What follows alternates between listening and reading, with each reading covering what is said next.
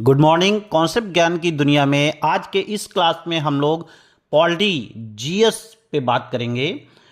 GIC lecturer हो या GIC LT grade, उसकी पॉलिटी की जीएस की क्लास का आज इस क्लास में हम लोग अध्ययन करेंगे। तो सबसे पहले हम लोग जानते हैं कि किसी भी देश का संवैधानिक विकास अगर करना है, उसका विकास जो है, संवैधानिक विकास या संविधान की रचना मात्र एक दिन की उपज नहीं होती है, बल्कि संविधान एक सतत विकास का परिणाम होता है। भारतीय संविधान के ऐतिहासिक विकास का काल भी सन 1599 ईस्वी से शुरू हुआ था, जब ब्रिटेन में ईस्ट इंडिया कंपनी की स्थापना हो चुकी थी। उसी समय महारानी एलिजाबेथ टेलर प्रथम ने एक राजलेख द्वारा 15 वर्षों के लिए व्यापार का एकाधिकार ईस्ट इंडिया कंपनी को दे दिया था, जो पूर्वी देशों से होना था, जिसमें भारत भी शामिल था। तो 1600 में महारानी एलिजाबेथ द्वारा ईस्ट इंडिया कंपनी को एकाधिकार देना, उसके बाद 1608 में व्यापारी भारत आए। उसके बाद 1765 में ईस्ट इंडिया कंपनी ने बंगाल, बिहार, उड़ीसा की दीवानी पाई। आपको मालूम है कि बक्सर का युद्ध और प्लासी के युद्ध के बाद ईस्ट इंडिया कंपनी के पास बंगाल का एक बहुत बड़ा हिस्सा आ गया था, जिसमें उन्होंने वहाँ की दीवानी वसूलने की शर्त पे एक नए शासक को नियुक्त किया था। फिर उसके बाद हम इस ऐतिहासिक पृष्ठभूमि में 1858 का जो है ब्रिटिश क्राउन ने प्रशासन जब अपने हाथ में ले लिया, एक एक्ट के माध्यम से उन्होंने इसको किया, उसको देखेंगे। 1947 में भारत हमारा आज़ाद हुआ और फिर 1950 में भारत का संविधान लागू हुआ। आइए इस संवैधानिक विकास में हम इसको दो हिस्सों में बांटते हैं।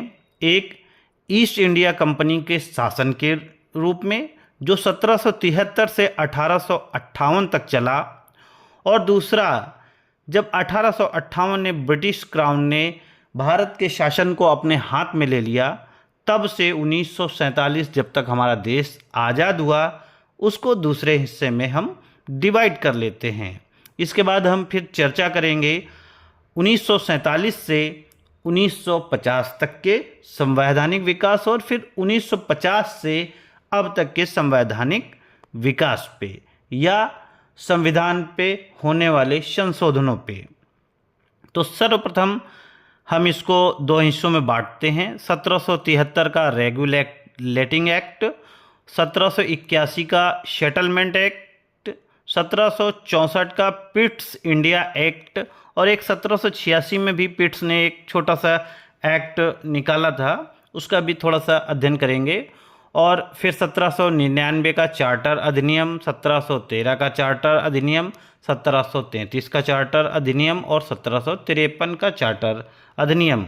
अगर इसमें 1781 और 1784 के एक्ट को हटा दें तो देखते हैं कि 1773 से लेकर 1753 तक अंग्रेजों ने हर 20 साल में एक अधिनियम, एक एक्ट पारित किया, जिसमें बहुत बड़ा बदलाव देखने को मिलेगा। उसी प्रकार से 1858 से 1847 तक बीच बीच में ब्रिटिश क्राउन ने जो है वो सरकार के लिए चलाने के लिए, भारत में शासन अधिनियम स्थापित करने के लिए अपने अपने तरीके से नियम पारित किए। आइए अब बात करते हैं रेगुलेटिंग एक्ट 1773 में। इस एक्ट का संवैधानिक महत्व बहुत ही बड़ा है। भारत में संविधान की नींव की शुरुआत इसी एक्ट के माध्यम से होती है। इस एक्ट में महारानी एलिजाबेथ ने ईस्ट इंडिया कंपनी के कार्यों का नियमन कर दिया व उनके कार्यों में नियंत्रण भी कर दिया। यह ब्रिटिश सरकार का पहला कदम था और इसी एक्ट के माध्यम से पहली बार कंपनी के राजनैतिक व प्रशासनिक कार्यों को भी मान्यता मिली। भारत में केंद्रीय प्रशासन की नींव मिली। आइए जानते हैं इस रेगुलेटिंग 1773 एक्ट में कौन कौन से प्रावधान किए गए। तो सर्वप्रथम ब्रिटिश सरकार ने कंपनी में व्याप्त भ्रष्टाचार और कुप्रशासन को दूर करने के लिए 1773 में यह एक्ट पारित किया था। इस एक्ट के तहत मद्रास, बम्बई प्रेसिडेंसी और कलकत्ता प्रेसिडेंसी, इन तीनों प्रेसिडेंसियों को मिलाकर एक प्रेसिडेंसी के अधीन कर दिया। कहने का मतलब है बंगाल के गवर्नर को बंगाल का गवर्नर जनरल बना दिया गया और मद्रास और बम्बई के गवर्नर को इसके अधीन कर दिया। यानी कहने का मतलब है जहाँ पे इस 1600 से लेके 1773 173 साल में जो 3 प्रेसिडेंसी स्थापित हुई भारत में अंग्रेजों के द्वारा, बंगाल, मद्रास और कलकत्ता, जो तीनों समुद्र के किनारे थीं और जहाँ से उनका व्यापार आसानी से चलता था। लेकिन अब वह व्यापार नहीं, अब वह शासन कर रहे थे।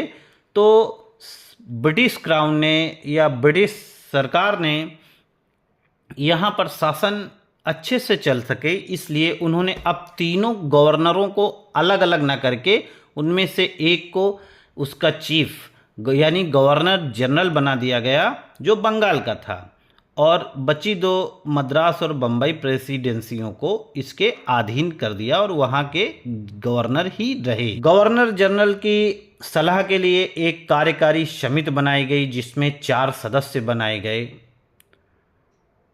उस समिति में 4 सदस्य रहेंगे, यह निर्धारित कर दिया गया। वहाँ पर कलकत्ता में एक उच्चतम न्यायालय यानी सुप्रीम कोर्ट की स्थापना की और इसमें 4 सदस्यीय पीठ बनाई, यानी 4 जजेस की नियुक्ति हुई, एक मुख्य न्यायाधीश और 3 अन्य न्यायाधीश। मुख्य न्यायाधीश का नाम एलिजा इम्पे था, जो पहली बार सुप्रीम कोर्ट के मुख्य न्यायाधीश बने। यहीं पर कंपनी के अफसरों और गवर्नर जनरल को ईमानदार शासन आधारभूत सिद्धांत के लिए ब्रिटिश सरकार ने निजी उपहार, निजी व्यापार और रिश्वत पर प्रतिबंध लगा दिया। इसके साथ साथ ब्रिटिश सरकार ने यहाँ पर ईस्ट इंडिया कंपनी के लिए कोड ऑफ डायरेक्टर की स्थापना की, चीफ ऑफ डायरेक्टर भी कह सकते हैं कि स्थापना की, यानी एक निदेशक मंडल की स्थापना कर दी। राजस्व, नागरिक और सैनिक मामलों की जानकारी अब कंपनी ब्रिटिश सरकार को देगी। तो 1773 के रेगुलेटिंग एक्ट के माध्यम से यह स्थापित किया गया। इसके बाद इसमें कुछ विसंगतियां रहीं, कुछ समय तक देखा गया कि इनमें कुछ दिक्कतें आ रही हैं, जैसे गवर्नर जनरलों में आपस में मतभेद होना, सुप्रीम कोर्ट और गवर्नर जनरल में मतभेद होना, उनके एकाधिकार या उनके अधिकार क्षेत्र में भी कुछ दिक्कतें आ रही थीं।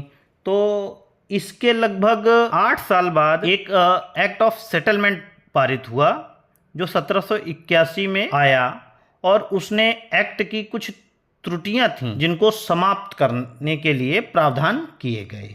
इस एक्ट के तहत कलकत्ता के गवर्नर को बंगाल, बिहार तथा उड़ीसा के लिए भी विधि बनाने का अधिकार दिया गया। यानी इसमें यह कहा गया कि जो सर्वोच्च न्यायालय है वो गवर्नर जनरल तथा काउंसिल पर उसका कोई अधिकार नहीं है। इसके साथ ही राजस्व संबंधी मामलों में भी इसका कोई अधिकार नहीं। कलकत्ता के सभी निवासियों पर ही सर्वोच्च न्यायालय का अधिकार होगा। प्रांतीय न्यायालयों पर गवर्नर जनरल तथा काउंसिल का भी अधिकार होगा। 1773 के रेगुलेटिंग एक्ट की विसंगतियों समाप्त हो गईं। उसके बाद फिर आया पिट्स इंडिया एक्ट 1784। इसमें कंपनी के राजनैतिक और वाणिज्य कार्यों को अलग अलग कर दिया गया। अब कंपनी का राजनैतिक कार्य यानी अभी पहले जो 1600 में आई थी कंपनी, तब वो सिर्फ यहाँ व्यापार करने आई थी। उसके बाद बक्सर के युद्ध और प्लासी के युद्ध के बाद वो यहाँ पे उसने शासन करना चालू कर दिया, यानी उसका राजनीति में इंटरेस्ट बढ़ गया। तो अब कंपनी अभी उसके बाद से फिर दोनों काम कर रही थी। तो अब कंपनी के राजनीतिक और व्यापारिक यानी वाणिज्य के कार्यों को अलग अलग कर दिया और एक नियंत्रण बोर्ड स्थापित किया। यहाँ पर द्वैध शासन व्यवस्था की भी शुरुआत होती है, या कहें बोर्ड ऑफ कंपनी भी कह सकते हैं, जो नियंत्रक मंडल है उसकी स्थापना की, और कोड ऑफ डायरेक्टर की चूंकि पहले स्थापना थी तो कोड ऑफ डायरेक्टर अब वाणिज्यिक मामले देखेंगे, जबकि नियंत्रक मंडल जो है वो राजनीतिक मामले देखेंगे। नियंत्रण बोर्ड यानी बोर्ड ऑफ चीफ या नियंत्रक मंडल जो है वो नागरिक, सैन्य व राजस्व मामले देखेगी, यानी राजनीतिक मामले जो हैं वो देखेगी। और कोड जो है कोड ऑफ डायरेक्टर जो है वो वाणिज्यिक मामले देखेगी। 20 साल बाद 1793 में चार्टर अधिनियम एक्ट आया। इसमें गवर्नर जनरल और गवर्नर की काउंसिल पर जो अभिभावी मतलब गवर्नर जनरल और गवर्नर पर काउंसिल का प्रभाव कम रहेगा।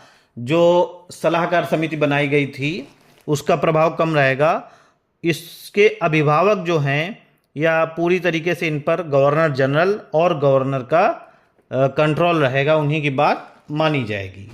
यहाँ पर इस एक्ट के माध्यम से बम्बई और मद्रास प्रेसिडेंसी को भी गवर्नर जनरल के अधीन कर दिया गया। यहाँ पर भारत का व्यापार का एकाधिकार 20 वर्ष के लिए और बढ़ा दिया, यानी ब्रिटिश सरकार जो है उसने कंपनी के लिए 20 वर्ष का एग्रीमेंट और आगे कर दिया। इस एक्ट के माध्यम से ये भी कहा गया कि अब कंपनी का जो सैन्य चीफ होगा वह अब गवर्नर जनरल का जो है उस कमेटी का सदस्य नहीं रहेगा। एक्ट के माध्यम से बताया गया कि बोर्ड ऑफ कंपनी जो है नियंत्रक मंडल का भुगतान भारतीय राजस्व से ही होगा, इसे ब्रिटिश सरकार अपने पास से नहीं देना है, उसको नहीं देगी। उसके बाद चार्टर अधिनियम 1813 आता है, यह भी 20 साल बाद आता है। इसमें ब्रिटिश सरकार ने भारत में कंपनी का व्यापार अधिकार समाप्त कर दिया। आप देखेंगे कि 1793 में कंपनी ने इसका व्यापार क्षेत्र बढ़ाया था और उसको राजनीतिक जिम्मेदारियां भी दी थी। अब भारत में कंपनी का जो व्यापार अधिकार का क्षेत्र है वो समाप्त कर दिया गया। इसका मतलब है कि अब ब्रिटेन से या अन्य देशों से, जो ब्रिटेन के ही देश हैं जहां पे उनका एक अधिकार है, वहां से भी ब्रिटिश कंपनियां भारत में व्यापार के लिए आ सकती हैं। अब ईस्ट इंडिया कंपनी शासित क्षेत्रों पर क्राउन की प्रभुता प्रकट की जाएगी, यानी कि अब कहा गया कि अब जो ईस्ट इंडिया कंपनी के शासित क्षेत्र हैं उन पर जो ब्रिटिश सरकार है उसकी प्रभुता अब वो मानी जाएगी कि वो ब्रिटिश सरकार के अधीन है, अब वो ईस्ट इंडिया कंपनी के अधीन नहीं है। यहाँ पर ईसाई मिशनरियों को भी अनुमति मिली, यानी जो मिशनरीज़ हैं ब्रिटेन से या अदर कंट्रीज से, वो अब यहाँ पर आके अपनी पाश्चात्य शिक्षा का प्रचार प्रसार कर सकेंगे। पश्चिमी शिक्षा का प्रचार प्रसार की भी यहाँ अनुमति प्रदान की गई। भारत में स्थानीय सरकारों को लोगों पर कर लगाने का अधिकार दिया गया, यानी कि जो बंगाल, बम्बई और मद्रास प्रेसिडेंसी थी वो अपना यहाँ पे अधिकार अपने अपने क्षेत्र में उनको दिया गया कि आप लोग वहाँ पे कर लगा सकते हैं। उसके 20 साल बाद चार्टर अधिनियम 1833 आता है। इस एक्ट के माध्यम से बहुत ही चेंजेस हुए। इस एक्ट में जो अभी तक बंगाल का गवर्नर जनरल था अब उसे भारत का गवर्नर जनरल बना दिया गया, यानी कि किस तरीके से ब्रिटिश सरकार ने कंपनी के 3 प्रेसिडेंसियों के गवर्नर को एकाधिकार में लाए, एक एक करके अलग अलग बनाया गवर्नर। उसके बाद फिर बंगाल के गवर्नर को गवर्नर जनरल बना दिया, 2 को उनके अंडर में ले आए। फिर अब बंगाल के गवर्नर जनरल को भारत का गवर्नर जनरल बना दिया गया। और इस एक्ट के माध्यम से भारत के गवर्नर जनरल को पूरे ब्रिटिश भारत पर विधायी अधिकार दे दिए गए। वो नियम बना सकते थे, कानून बना सकते थे, संविधान बना सकते थे। संविधान का मतलब यह है कि वो कोई भी नियम बना सकते थे, विधायिका का अधिकार दे दिया गया।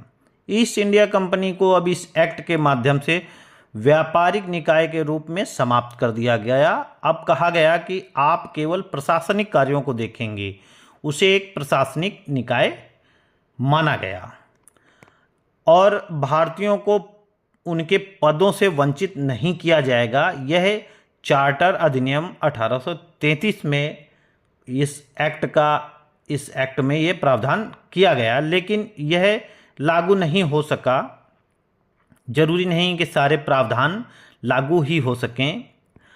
और जब भारत का गवर्नर जनरल बनाया गया, बंगाल के गवर्नर जनरल को, तो उस समय विलियम बेंटिक जो थे वो भारत के गवर्नर जनरल बनने वाले पहले व्यक्ति थे और बंगाल के गवर्नर जनरल बनने वाले अंतिम व्यक्ति थे। यानी इनका कार्यकाल 1828 से 1835 तक था। चूँकि 1833 में चार्टर अधिनियम आया और इनके पद को प्रमोट करके बंगाल के गवर्नर जनरल से भारत का गवर्नर जनरल बना दिया। भारत के गवर्नर जनरल का वो शासन चलेगा और वो अब क्या है कि अब वो प्रशासनिक व्यक्ति हो गया, अब वो व्यापारिक व्यक्ति नहीं रहा। इसके बाद 20 साल बाद फिर चार्टर अधिनियम 1853 आता है, जिसमें गवर्नर जनरल की परिषद के विधायी और प्रशासनिक कार्य अलग अलग कर दिए गए। मतलब एक एक्ट दूसरे एक्ट से सीधे जुड़ता चला आया है। वो अलग है कि यहाँ ब्रिटिश सरकार हर एक्ट को बनाने में समय अधिक ले रही है, 20 साल ले रही है कि उसकी पता चले कि वो कार्य सही से कर रहा है नहीं कर रहा है, उसके फ़ायदे और नुकसान देखने को आसानी से मिल सकें। लेकिन इस एक्ट के माध्यम से अब परिषद के विधायी और प्रशासनिक कार्य अलग अलग कर दिए। अब यहाँ से देखा जाए तो जिम्मेदारियाँ बढ़ती गईं और राजनैतिक कार्य ज़्यादा होते चले गए। यहाँ पर सिविल सेवकों की भर्ती हेतु खुली प्रतियोगिता परीक्षा का प्रावधान किया गया। पहले जो गवर्नर जनरल होते थे या जनरल होते थे वो अपने ही सगे संबंधियों को यहाँ पर सिविल सेवकों की उससे नियुक्त करते थे। लेकिन इस एक्ट के माध्यम से इस चीज़ का प्रावधान किया गया कि अब जो है वो खुली प्रतियोगी परीक्षा होगी। इस एक्ट में कंपनी शासन का विस्तारित और निश्चित समय के लिए इसका मतलब कंपनी जो थी कार्य कर रही थी उसके समय सीमा ना बता के, लेकिन उसके शासन काल को या उसको विस्तार किया गया। यानी कंपनी का विस्तार किया गया, उसकी समय सीमा का विस्तार किया गया, किंतु उसका कितना समय होगा यह निश्चित नहीं किया गया। केंद्रीय विधान परिषद में स्थायी प्रतिनिधित्व का भी इसमें प्रावधान किया गया। आज के सेशन में बस इतना ही। मिलते हैं अगले सेशन में, तो चैनल को लाइक सब्सक्राइब करते रहिए। धन्यवाद दोस्तों।